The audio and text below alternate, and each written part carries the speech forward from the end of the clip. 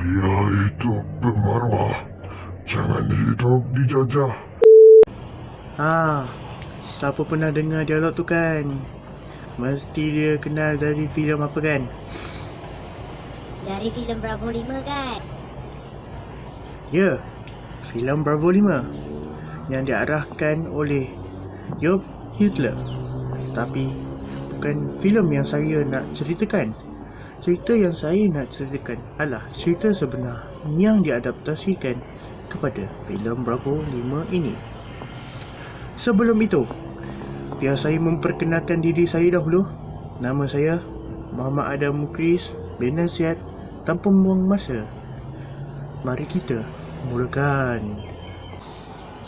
Pada tahun 1989 ni, Parti Komunis Malaya sedang merancang untuk menguasai kedudukan strategik kawasan tengah semenanjung Malaysia. Komunis ini diketuai oleh Komander Lim Yat dan Sidek Tapa. 5 anggota Komando Tentera Darat dari Regimen Gerak Khas telah diarah untuk menghalang perkara ini dari berlaku di dalam operasi Bravo 5. Lieutenant Azri yang baru saja berkahwin dengan Aida menjadi ketua kepada 4 ahli lain. Rupa Karim, Corporal Morgan, Corporal Ahcia dan Sarjan Unya.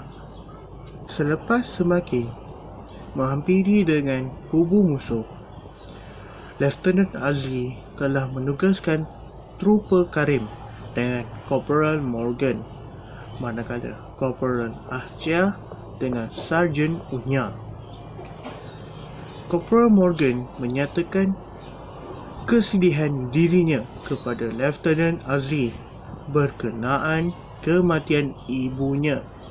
Sarjan Unya telah meninggalkan isterinya yang akan melahirkan anak mereka, dan Corporal Ahcia dihantui kejadian silam di mana bapa dan kakaknya mati dibunuh komunis. Manakala Trooper Karim dipenjarakan kerana memukul tunang Nadia hingga cedera parah. Masalah peribadi masing-masing telah diminta untuk diketepikan oleh Lieutenant Azri dan fokus untuk pulang dari misi dengan selamat. Mereka menyerang kubu musuh yang telah menawan 2 orang anggota tentera dengan senyap. Ketika Lieutenant Azri cuba menyelamatkan tawanan tersebut, Sidek Tapa cuba menyerang dari belakang tetapi digagalkan oleh Trooper Karim. Sedikit pertempuran berlaku ketika mereka keluar dari kubu musuh dan Sarjan Unya telah terkobat. Sidek Tapa pula telah dimarahi oleh Komander Lim Yat kerana cuai. Terima kasih pada bantuan artileri telah mengebom kubu musuh tersebut. Komunis bertindak balas dengan menyerang kampung Lieutenant Azri dan merogol Aida dan serta adiknya, manakala Haji Hanaf, iaitu bapa kepada Lieutenant Azri serta Aida telah dibunuh. Komunis terus mengganas dengan menyerang sebuah perkampungan orang asli. 4 anggota komando yang tinggal cuba mendapatkan bantuan, tetapi malangnya set komunikasi yang dibawa oleh Corporal Ahcia telah rosak. Mereka cuba mendapatkan bantuan di perkampungan orang asli tersebut, tetapi lambat hindari bahawa kampung tersebut telah ditawan komunis. Corporal Morgan dan Corporal Ahcia telah ditawan. Sidik Tapa yang berdendam dengan pengembuman kubu mereka yang terdahulu telah membunuh Corporal Morgan. Di sinilah kita dapat dengar, biar mati bermaruah, jangan hidup dijajah. Okey, sambung. Corporal Ahcia pula telah disiksa oleh Komander Lim Yat. Ketika siasaan itu berjalan, Corporal Ahcia berjaya membunuh 2 orang pengawal peribadi Komander Lim Yat dan meletupkan sebiji bom tangan. Mereka berdua cedera parah. Sebelum Corporal Ahcia menembak Komander Lim Yat yang membunuh bapanya dan merogol kakaknya hingga mati pada 20 tahun yang lalu. Sidik Tapa memasukkan Corporal Ahcia yang nazak ke dalam sebuah lubang di penjara yang menempatkan kawasan orang asli. Dia sempat menyanyikan lagu Negaraku sebelum meninggal dunia. Orang-orang asli yang diketuai Tok Batin tidak dapat menahan kesedihan melihat kematian Corporal Ahcia, lantas memberikan tabik hormat bagi penghormatan ke atas kematian sebagai seorang perwira. Lieutenant Azri dan Trooper Karim menyelinap masuk ke dalam kampung itu dan menyelamatkan tawanan yang tinggal. Ketika mereka cuba keluar, Lieutenant Azri telah terpijak periuk api. Lieutenant Azri cedera parah tetapi telah diselamatkan oleh Trooper Karim.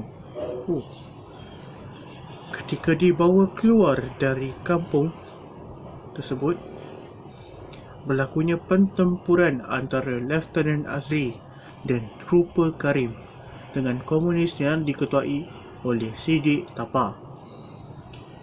Komunis yang menyerang mereka berdua berjaya ditembak mati. Hanya tinggal Sidik Tapa. Malangnya, Lieutenant Azri telah meninggal dunia setelah sampai ke lokasi penarikan keluar. Trooper Karim bertembung dengan Sidik Tapa. Mereka bertarung sebelum Sidik Tapa mati kerana terkena jerangkap samar yang dipasangnya sendiri. Trooper Karim pula pengsan selepas itu. Di markas tentera, kesemua ahli keluarga anggota komando ini tidak dapat menahan kesedihan akibat kehilangan anak mereka. Ibu kepada Corporal Ahcia menjamah secebis roti yang dibawakan untuk anaknya, menandakan sungguh pun kesedihan atas kematian anaknya. Namun hatinya puas setelah anaknya berjaya membalas dendam ke atas pembunuh yang membunuh suami dan anak perempuannya. Kesemua ahli keluarga yang tinggal berkumpul di Tugu Negara untuk memberikan penghormatan kepada komando yang terkorban.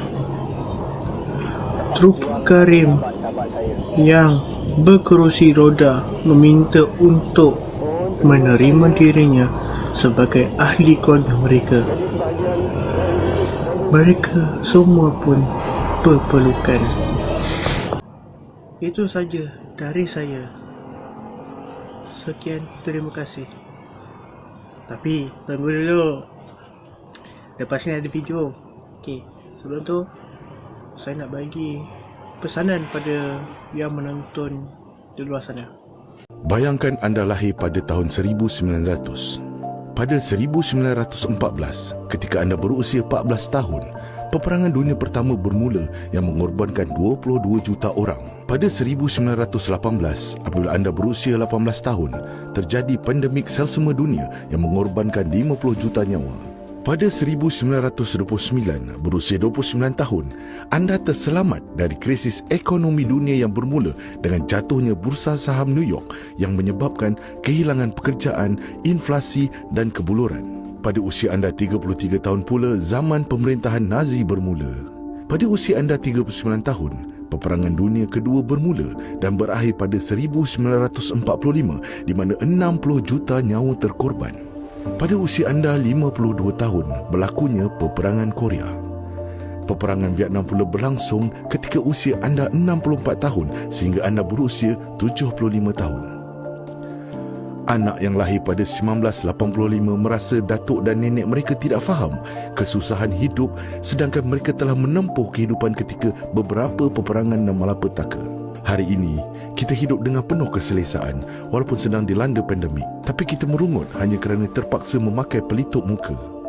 Kita merungut kerana terpaksa berkurung di rumah kita yang mempunyai makanan yang cukup, air mengalir, elektrik, internet dan juga Netflix. Semua itu tidak wujud pada zaman dahulu, tapi manusia mampu bertahan malah tidak hilang langsung kebahagiaan hidup.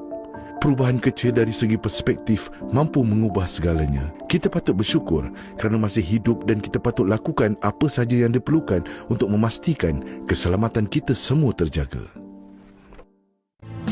Tepis ke kanan, kalau ada katakan kita masih anak hingusan.